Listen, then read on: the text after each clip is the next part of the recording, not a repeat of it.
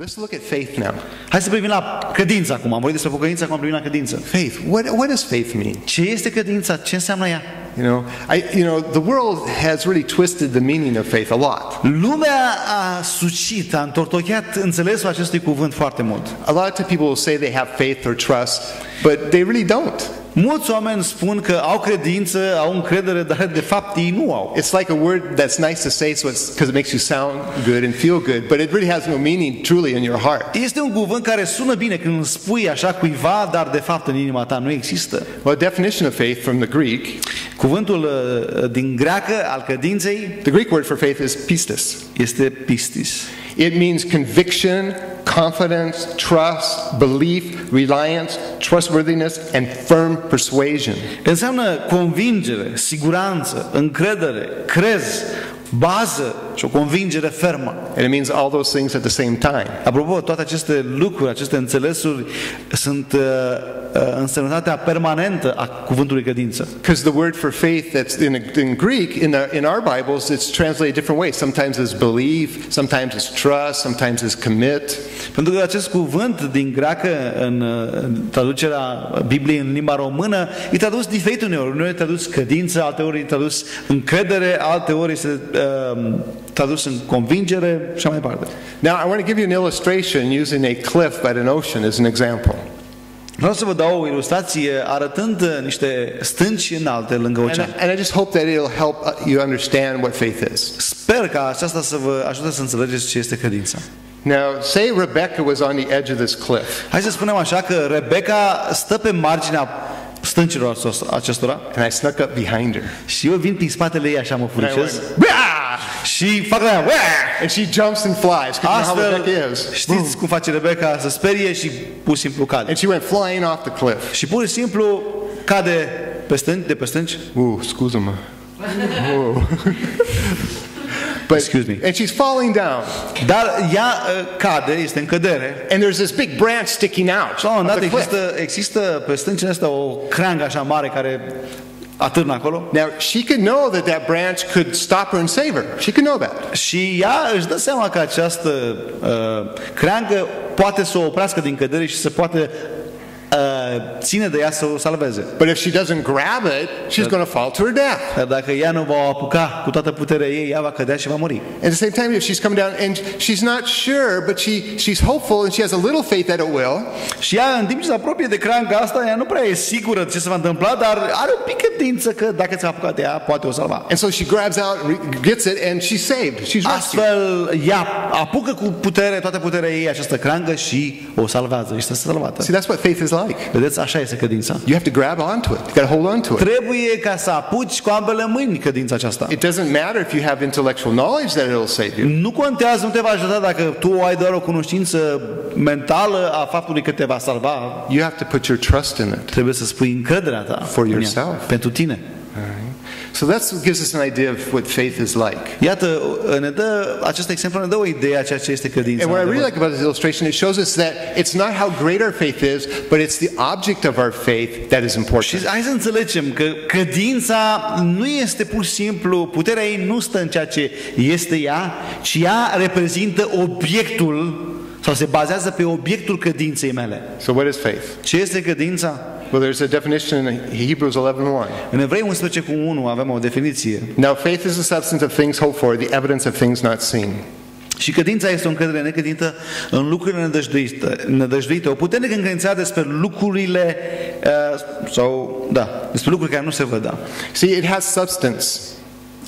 It's not just blind faith. Vedeți, credința este o încredere neclintită, nu este o credință oarbă. It's based on something that historically happened. Jesus was born. Jesus did rise from the dead. These things did happen. Ea se bazează pe faptul că Isus a murit, că a existat, a murit pentru noi, pe lucruri reale, fapte. But faith is, you don't see the The end result right now, your faith is looking forward to seeing it happen. Însă credința ta, cu privire la credința ta, nu vei vedea rezultatul aici. Vei vedea mai târziu, în veșnicie, rezultatul credinței tale. But there's lots of evidence that this is going to happen. Dar există multe dovezi a ceea ce se va întâmpla. Like example is prophecy in the Bible. It shows us that since God has been faithful to His promises in the past, that He will be faithful to His promises in the future. De exemplu, profețiile sunt un exemplu a faptului că Dumnezeu, așa cum a fost credincios asupra promisiunilor care le-a făcut în trecut, va fi credincios și cu promisiunile, cu profețiile care le-a făcut pentru viitor. I like this quote from John Stott about this idea about trust. Îmi place acest citat de John Stott despre încredere, despre credință. And this is what he calls faith. Iată ce numește el credință. A reasoning trust, a trust which reckons thoughtfully and confidently upon the trustworthiness of God.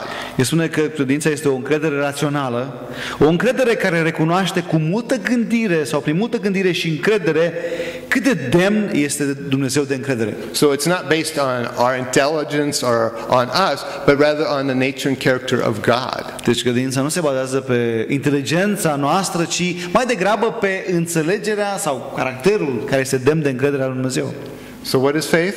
Deci ce este credința? Here's a few things I think it is. Iată câteva lucruri care cred că reprezintă credința. Faith is belief that the gospel is true and that Jesus is the Messiah. Credința reprezintă credința că Evanghelia este adevărată și că Isus este Mesia. Faith is trust in the gospel and Jesus, who is the object of faith. Este încrederea în Evanghelie și în Isus, care este obiectul credinței. Faith is taking a hold of and committing yourself to the gospel and Jesus and living your life accordingly. Credința este îmbrățișarea și devotamentul față de Evanghelie și Isus și a trăi viața cum trebuie. You could call this saving faith. This is the faith that saves you. Poți să numești acest fel de credință o credință mântuitoare. Asta cu adevărat te va mântui. Let's look at some Bible verses about faith. Iată câteva versete despre credință. John 1, verses 12 and 13. Ioan 1, 12 și 13. Yet to all who receive him, to those who believe in his name, he gave the right to become children of God, children born not of natural descent, nor of human decision or a husband's will, but born of God. Dar tuturor celor ce l-au primit, adică celor ce cred în numele Lui, le-a dat dreptul să se facă copii al lui Dumnezeu, născuți nu din sânge, nici din voia fiilor, nici din voia vreunui om, ci din Dumnezeu. When you truly believe and take him at his word, he adopts you as his child. Când tu crezi și îl iei pe Dumnezeu pe cuvânt, El te adoptă, te face copilul Lui. All right, let's look at Romans 3, 21 through 26. Haideți să privim la Roman, capitolul 3, de la versetul 21 la 26. So we'll look at the first 4 verses.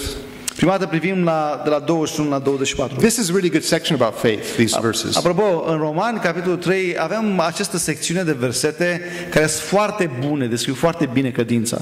But now the righteousness of God, apart from the law, is revealed, being witnessed by the law and the prophets, even the righteousness of God through faith in Jesus Christ to all and on all who believe.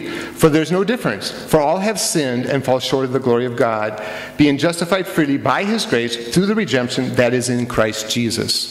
Dar acum s-a arătat o neplinire sau o dreptate pe care o dă Dumnezeu fără lege. Despre ea mărturisesc legea și prorocii, și anume neplinirea dată de Dumnezeu care vine prin credința în Iisus Hristos, pentru toți și peste toți cei ce cred în El. Nu este nicio deosebire, căci toți au păcătuit și sunt lipsiți de slava lui Dumnezeu și sunt socotiți neprihăniți fără plată prin harul Său, prin răscumpărarea care este în Hristos Iisus. Right. Again, we saw this earlier, that when we receive by faith what Jesus Christ, we receive His righteousness. Și am văzut asta mai înainte, că atunci când primim pe Hristos, de fapt primim neplinirea Lui. Now verses 25-26. Și acum 25 și 26. Whom God set forth as a propitiation by His blood through faith to demonstrate His righteousness, because in His forbearance God had passed over the sins that were previously committed, to demonstrate at the present time His righteousness, that He might be just and the justifier of the one who has faith in Jesus. Pe El Dumnezeu l-a rânduit mai înainte să fie, prin credința în sângele Lui, o jertfă de ispășire, ca să-și arate neplinirea Lui, că-și trecuse cu vederea păcatele înainte în vremea îndelungelui răbdării lui Dumnezeu, pentru ca în vremea de acum să-și arate neplinirea Lui în așa fel încât să fie neplinit și totuși să socotească neplinit pe cel ce crede în Isus. It is all about Jesus. Totul este despre Isus. It is through Jesus. Este prin Isus. And we can have Him forever. Și noi putem să-L avem pe El, pe Isus, pentru veșnicie. Now Ephesians 2 verses 8 and 9. Verset 2, 8 și 9. So how do we get this faith? Cum primim credința asta? We'll see here. Hai să vedem cum spune aici. For it is by grace you have been saved through faith, and this not from yourselves, it is a gift of God, not by works, so that no one can boast. Este prin har ați fost mântuiți, prin credință. Și aceasta nu vine la voi, ci este darul lui Dumnezeu, nu prin fapte ca să nu se laude nimeni. It's a gift. Nu da. You can't earn it. Nu poți să-l câștigi tu. But you know what? You can ask for it. Dar știi ce? Poți să-l ceri. God, give me the faith to believe. Doamne, dă-mi credința să cred. Remember when Jesus was talking to a guy and he says, Jesus asked him, he said, do you believe what I say to you? Vă ați aminte, Iisus vorbea la un moment cu cineva și Iisus l-a întrebat, tu crezi ceea ce spun? He said, I believe, but help my unbelief. Dar persoana a spus, cred, dar ajută-mi necredinței mele. We can pray the same thing. Putem să facem același lucru. Help our unbelief. Să spunem, Doamne, ajută necredinței mele. Even as Christians, a lot of time we live in unbelief. Chiar ca și creștini, de multe ori noi trăim în necredință. All right, Philippians 3:9. Filipeni 3:9. And be found in him, not having a righteousness of my own that comes through the law, but that which is through faith in Jesus, the righteousness that comes from God and is by faith. Și să fiu găsit în el, nu având o neplinire a mea pe care mi-o dă legea, ci aceea care se capătă prin credința în Hristos, neplinirea pe care o dă Dumnezeu prin credință. Again, this just reinforces everything I've been saying. I just want you to see that the Bible is full of scriptures with saying these points. Vedeți, acest verset întărește tot ce am spus până înainte. Vreau să vedeți că Biblia este cea care spune toate aceste lucruri. And now our final verse. Și acum ultimul verset. Hebrews 11:6. Evrei 11:6. And without faith it is impossible to please God. Și fără credință este cu neputință să fim plăcuți lui Dumnezeu. God is not impressed by all of our religious works. Dumnezeu nu este impresionat cu faptele noastre religioase. What he is looking for, ceea ce caută el, what he is impressed by, de ce este el impresionat, is one who will come to him and put their trust in him. Este persoana care va veni la el și își va pune încrederea în el. And not look to take care of themselves, but to look to God himself. Și nu va căuta să se rezolve singur sau singura persoană asta, ci va căuta pe Dumnezeu. You want to please God? Vrei să îi fii plăcut lui Dumnezeu? Trust him. Încrede în el. Live your life in such a way as that when you have doubts, you just step out in faith and do what you know to be right according to God's will. Trăiește-ți viața că atunci când ai îndoieli, când ți este greu, pășește în credință că el se va îngriji de tine, te va ajuta. And when you live a life of faith, you please God. Și știi, când trăiești o viață în credință, îi vei plăcea lui Dumnezeu. When we don't live a life of faith, we insult God. Când nu trăim o viață de credință, de fapt îl insultăm pe We Dumnezeu. blaspheme God. De fapt îl blasfemiem pe Dumnezeu. Because we say, you're not good enough.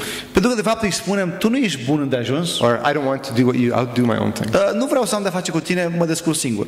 Those things are so bad that you have an eternity to pay for the penalty for that if you do not receive Jesus. Și vedeți, lucrul acesta este așa de grav, astfel încât dacă îl respingi pe Iisus, vei petrece o veșnicie plătind pentru acest păcat.